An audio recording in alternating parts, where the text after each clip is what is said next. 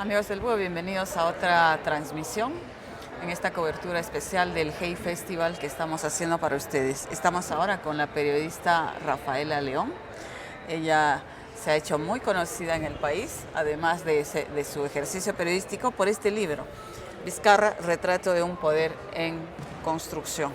Va a tener una mesa para hablar con otro periodista que también ha escrito un libro sobre Vizcarra durante el Hey, pero ahora nosotros vamos a conversar de esto y de la coyuntura en nuestro país que está alrededor de Vizcarra, este personaje que surgió para muchos de la nada, ¿no es cierto? ¿Tú pensaste que se iba a atrever a cerrar el Congreso? Muchos lo dudábamos. O sea, es como si hubiese observado el terreno primero, ¿no? Sí, yo no tenía dudas de que él podía ser capaz de, llegada la crisis a un extremo al que llegó, podía tomar una decisión así. O sea, a mí me queda clarísimo no solamente por lo que yo percibía, sino por lo que él mismo me dijo. En junio, en nuestra última entrevista, el libro se publica en julio.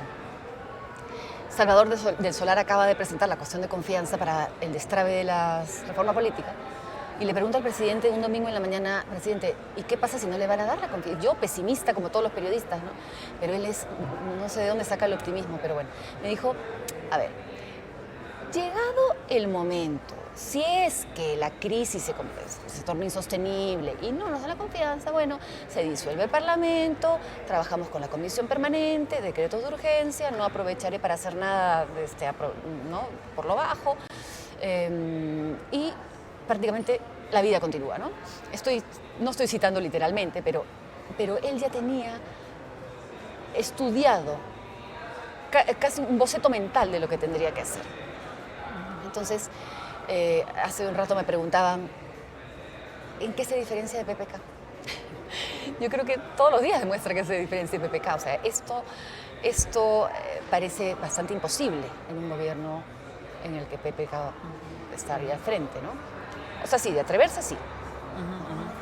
Bueno, una cosa que a nosotros que no estamos en Lima nos gusta saber y conversar, y es muy bueno que se haya tocado, por ejemplo, en este libro, es qué pasa con los provincianos, ¿no?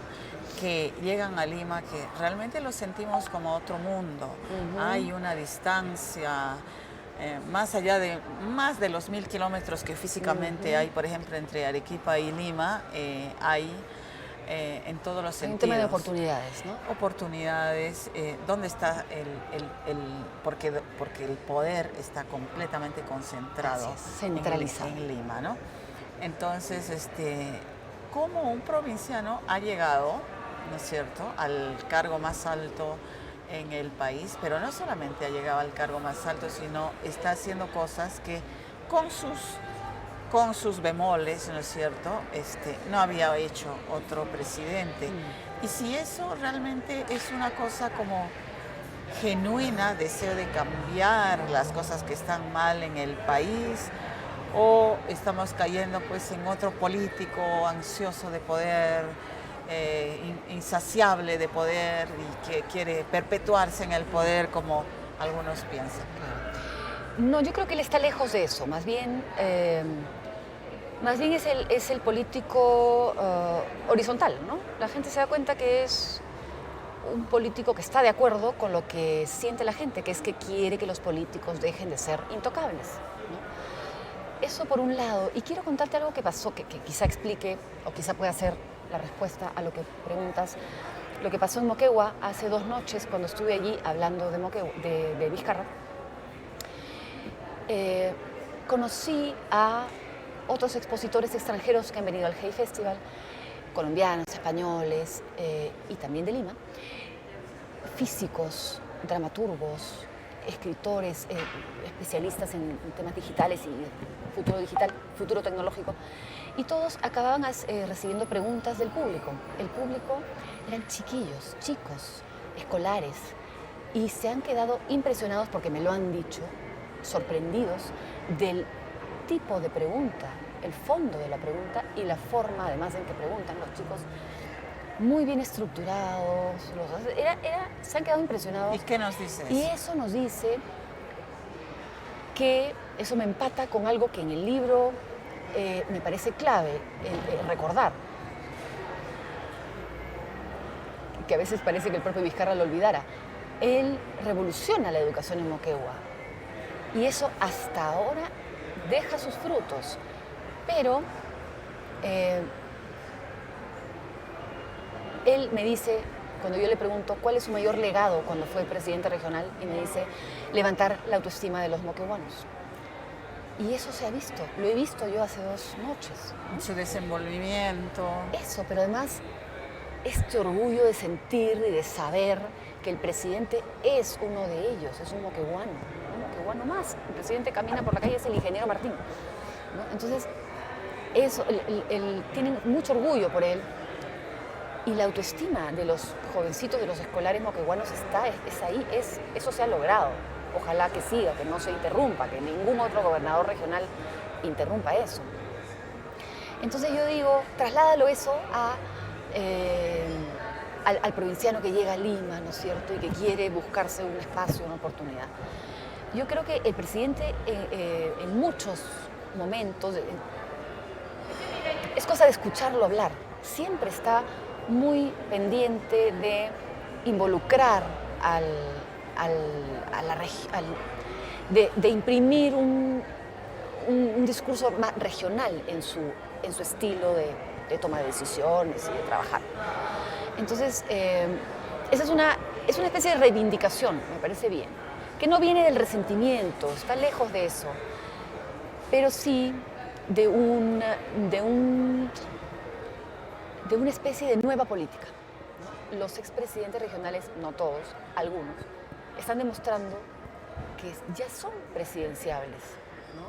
Que hay, y la ciudadanía se está dando cuenta de eso, ¿no?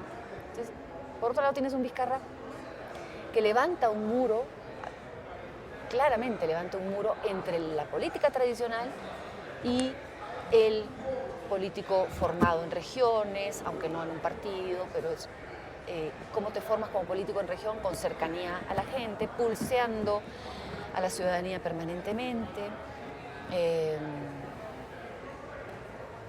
digamos con una transparencia derivada de que son espacios más pequeños, ciudades más pequeñas, todo el mundo se conoce, ¿no? Hay ahí varios elementos que te hablan de un presidente que está tratando de decir que el provinciano ahora tiene un rol definitivo, preponderante en la política, en la toma de decisiones desde el poder, ¿no? Cuando tú dices, cuando le pones este título, Retrato de un poder en construcción, entiendo que estás tratando de reflejar esto que me estás mencionando ahora de otra forma de hacer política, uno de cuyos elementos importante, pero no el único, es que sea de provincia, porque esta desigualdad, este centralismo también influye mucho en el proceso, en cómo se está haciendo política también, ¿no? ¿Crees que llegue a consolidarse en algo? Porque ahora vemos a Vizcarra muy solo, después de haber cerrado el Congreso y que elevó sus índices de popularidad a 35 puntos, dobló, ¿no es cierto?, su popularidad. Ahora hay mucha presión, ¿no es cierto? El Congreso disuelto obviamente va a tratar de boicotear cualquier reforma, esfuerzo que venga del propio cierre y las nuevas reformas políticas. Estamos ante una elección, no sabemos cómo va a ser el Congreso nuevo. Entonces, una persona, como parece ser Vizcarra sola, podrá construir un modelo, implantar un cambio.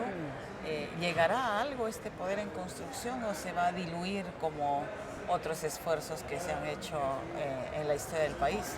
Yo creo que va a depender mucho de los resultados que muestre como gobierno, ¿no?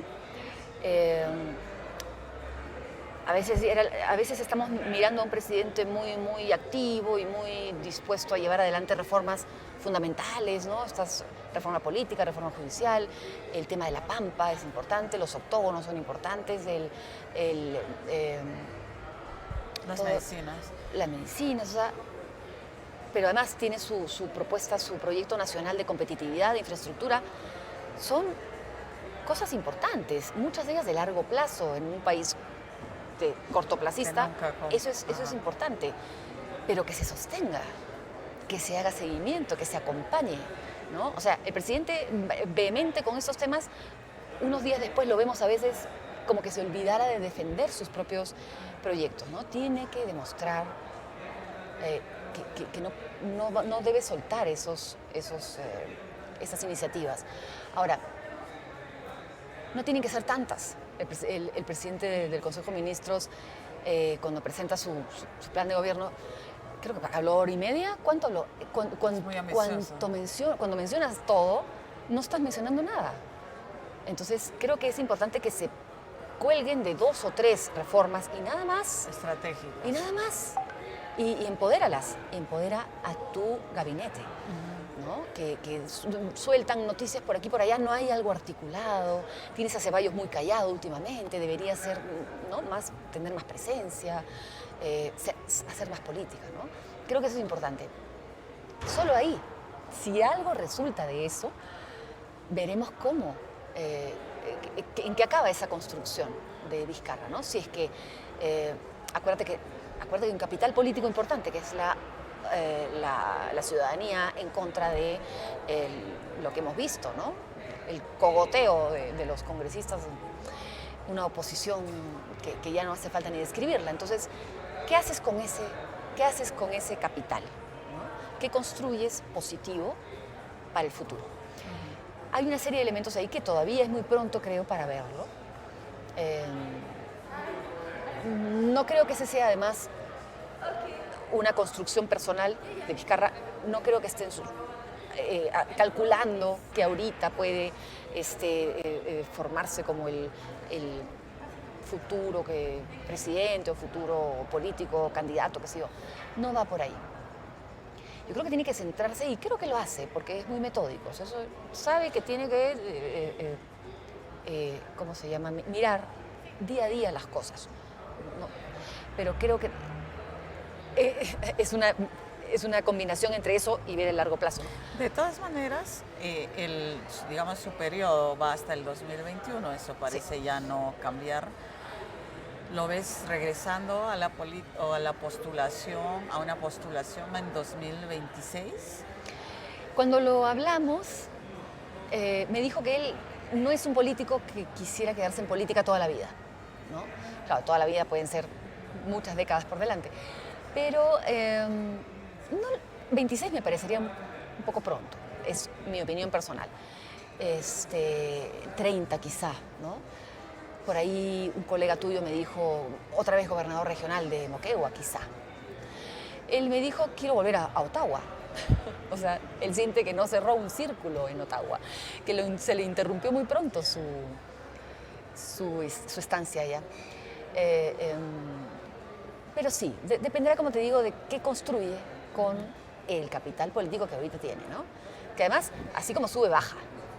Todo lo que sube, baja. Entonces tiene que tener. Ahora, él es un ingeniero.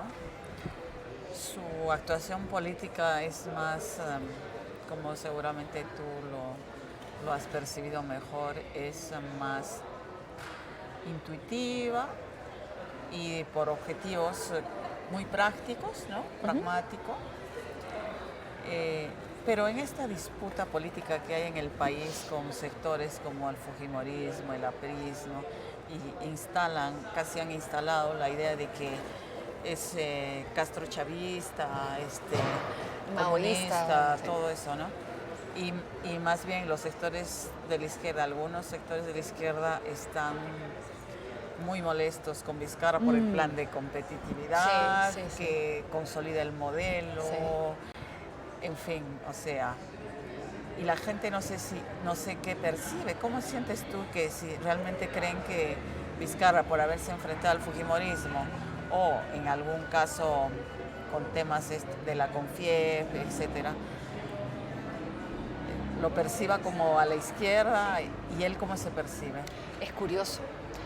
Él me decía, los de la izquierda me critican porque me dicen que porque le hago mucho caso a la CONFIEP. Y los de la derecha me dicen que le hago mucho caso a los zurdos. Entonces, él se mataba de risa cuando le causa gracia eso, no le preocupa tanto, te voy a decir. Y es recontracentro, ¿no? El presidente es bien centro, ¿no? Pero no es que le quite el sueño, la etiqueta con él no va, ¿no? Okay. No va por ahí. Mira, en Arequipa, en un hecho cercano y que además nos toca mucho por el tema del conflicto con Tía María, ocurrió que cuando vino a hablar con los alcaldes se filtró la grabación y fue motivo de descalificarlo en muchos sentidos. Y yo más bien, y desde Arequipa más bien, percibíamos más bien cierta empatía con los alcaldes al decirles, al entender realmente necesitamos sus razones, tiempo, ¿no? Sí. Y ver que tenían cosas que decir, que argumentar y que tampoco es que estuviera 100% cerrado el tema de que Tía María tiene que ir y tiene que ir y tiene que ir por sobre el universo, ¿no es cierto? Pero más bien, obviamente, fue tomado como un signo de debilidad, de cambio de discurso, de ceder que vino a arrodillarse ante los alcaldes, ¿no? ¿Tú cómo lo percibiste, ese hecho?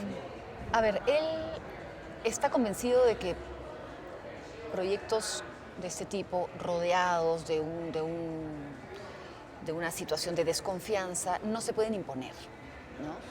Y eso me lo dijo incluso el 2016 cuando iba a ser recién ministro de Transportes y vicepresidente. Me lo dijo Moquegua, porque estaba en pleno en las noticias lo de Tía María y lo de Conga.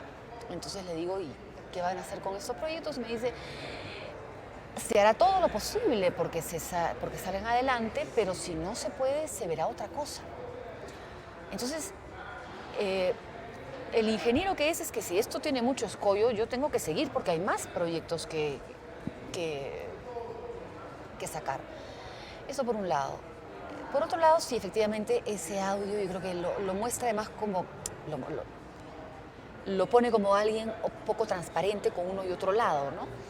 Me pareció muy mal manejado por él y por sus asesores, ¿no?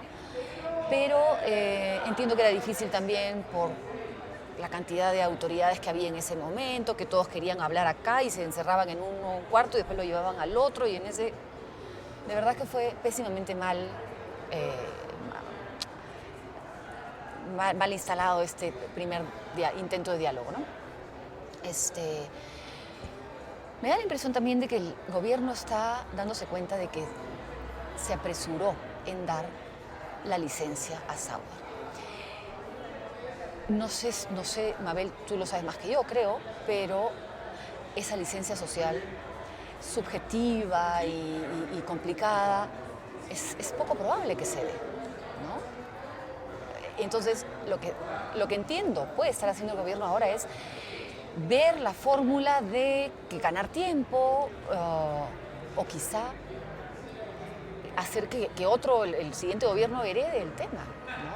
Y mientras tanto seguir haciendo las grandes urgencias del país, pero hay algo que no está bien manejado, ¿no? Espero que no se esté perdiendo una gran oportunidad de desarrollo, qué sé yo, pero también hay que mirar cómo se dialoga, con quién se dialoga, la forma, ¿no? Eso va a ser clave. Creo que Vizcarra está esperando siempre que los demás hagan su trabajo, es decir, que la PCM con su oficina de solución de conflictos haga su trabajo, que los ministros vengan y se les escuche. Muchas veces no se les escucha, ¿no? Entonces, eso no está pasando, entonces que tendría que involucrarse más, ¿no? Sobre todo con transparencia, ¿no? ¿Y cómo ves, ya proyectándonos un poquito, la elección del Congreso en enero, todo esto que ha pasado en el país, el presidente Kuczynski renunciando,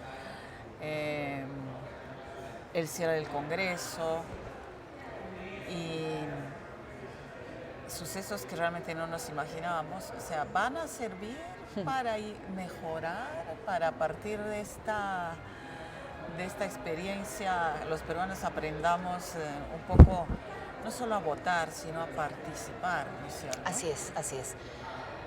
Yo creo que sí, o sea,